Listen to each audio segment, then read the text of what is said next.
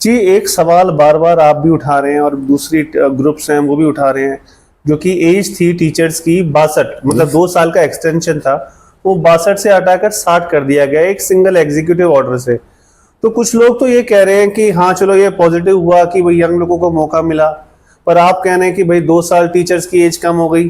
तो आप इस चीज को किस तरीके से देखते हैं? मैं आपको ये बता रहा हूं कि 79 में when the Bharat Bhushan and Dikshit ji was in GSTA, उन्होंने क्या किया कि 58 साल टीचर्स की एज होते थे दिल्ली में, जी 60 कराया।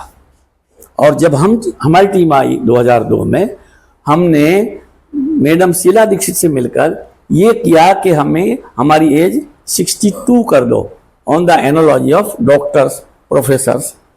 तो उन्होंने ये हमें बताया गया कि Delhi is not a state, it is A union territory, it requires the approval of central government. लेकिन उनके हाथ में क्या था? उन्होंने कहा कि मेरे हाथ में केवल आपका 2 साल का पीरियड एज रीएम्प्लॉयड करने के लिए है, मैं 2 साल का रीएम्प्लॉयमेंट दूंगी। तो रीएम्प्लॉयमेंट हो गया, लेकिन उसकी पे फिक्सेशन सीसीएस रूल्स के तहत होती है, वही सारी सुविधाएं मिलती हैं, एलटीसी, छुट्टियां। और उसमें हमने ये कराया कि ताकि नए बच्चों को नुकसान ना हो, तो ये पोस्ट वैकेंसी उनकी खाली दिखाई जाए। जैसे ही नया बच्चा भर्ती होकर आए तो हमारे टीचर जो रीएम्प्लॉयड है उनको हटा दिया जाए टर्न वाइज। तो इस तरह से ये स्कीम लागू हुई थी with the approval of LG and cabinet decision was taken by the Sheila Dikshit. लेकिन दुर्भाग्य है कि जब ये लोग हमारे जो प्रेजेंट में हैं, जीएसटी में हैं, ये आए तो इन्हें इस और ध्यान नहीं दिया और हमारे डायरेक्टर के एग्जीक्यूटिव ऑर्डर से इसको वापस ले लिया गया। जी। हम कोर्ट में गए और लोग भी कोर्ट में गए, ये भी गए जी। लेकिन ये कैट में हार गए। और सबसे पहले गए, हमारा केस हाई कोर्ट तक चला, लेकिन ऐसा हुआ कि वो 2-3 साल चला।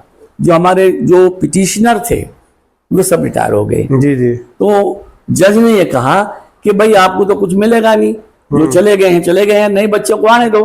क्योंकि कोर्ट कभी भी डिसीजन इस तरह का देता नहीं है। लेकिन अब 17,000 गेस्ट टीचर काम कर रहे हैं और 10,000 पोस्ट खाली हैं, कभी भी हमारा डिपार्टमेंट 0 वैकेंसी नहीं रहा।